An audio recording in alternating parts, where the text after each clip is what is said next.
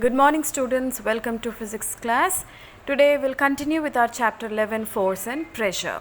As you know that in our previous class we learnt about different topics related to this chapter. We learnt about what is force actually, we learnt about the definition and the formula of force. Also we learnt about the various effects of force, as you can see in this.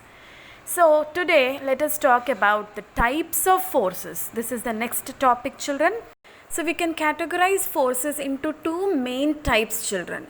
One, contact forces, and the other one, non-contact forces. As the name itself indicates, contact, that means in order to have those effects of force, there has to be some physical contact made between the objects. So that's the reason why the name is given as contact force. And you can easily guess now what could be the non-contact forces. Here, there need not be any physical contact made in order to see the effects of force. We'll see now more in detail about these two kinds of forces, children. So can you see what's written in the definition of contact force? These are the forces that are exerted by one object on another when they are in contact with each other. That's the point here, children. A force that is applied by making a physical contact with the object, that is called as contact force. And here we have the examples. One, muscular force. So this kind of force comes under the contact forces, children. Why? Because we have to make a physical contact with the other object. Say for example, if we are moving a table from one place to another, what we need to do? We have to touch the table and move it from one place to the other. So what are we doing? We are making a physical contact. We are touching the table. A contact is made. That's the reason why it comes under the contact forces. So in other words, we can say that we are using the muscular force in order to perform these activities. So it's called as the muscular force. Hope you understood, children. Yes? Now the second type of force that comes under contact forces is the force of friction. So we have in our next lesson, the entire lesson is all about friction. Here I'll give you just an introduction. In the next lesson, we will be learning in detail about friction. Okay, children? For now, try and understand that it is an opposing force which acts in a direction opposite to the applied force. Try rolling a ball on a rough surface. What will happen after some time? The ball moves slowly and covers only a small distance and comes to rest or a stop. So if the same ball is pushed with the same force on a very smooth surface, it will naturally cover more distance, it will move faster, right, before coming to rest. So what is the difference? It is nothing but the opposing force.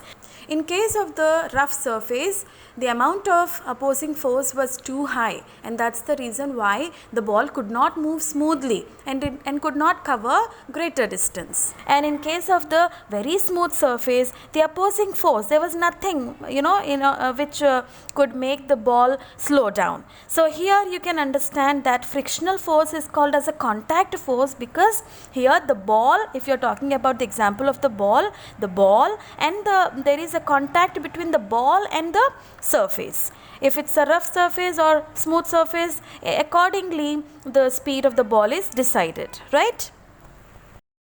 So what are these non-contact forces? I think you already got an idea. It's nothing but in order to have the various effects of force, there need not be any physical contact present between the objects. There need not be any physical contact made.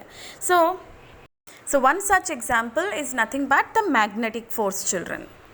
So when you bring any magnetic substance in the vicinity of magnetic field of a magnet, what happens? It immediately pulls towards it without even touching it. So there need not be any physical contact made. Hence, it's an example of non-contact force.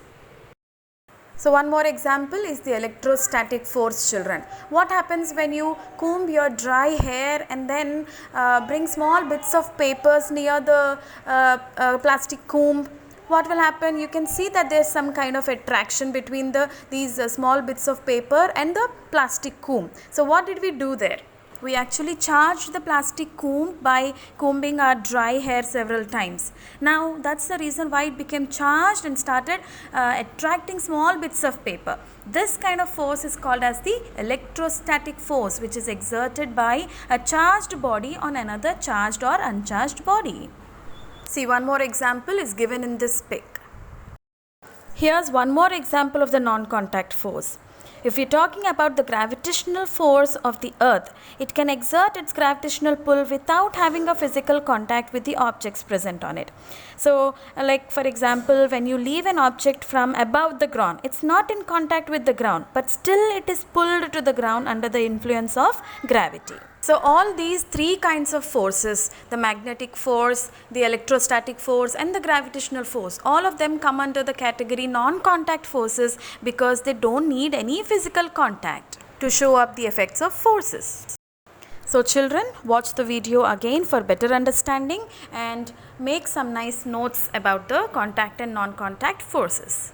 Thank you.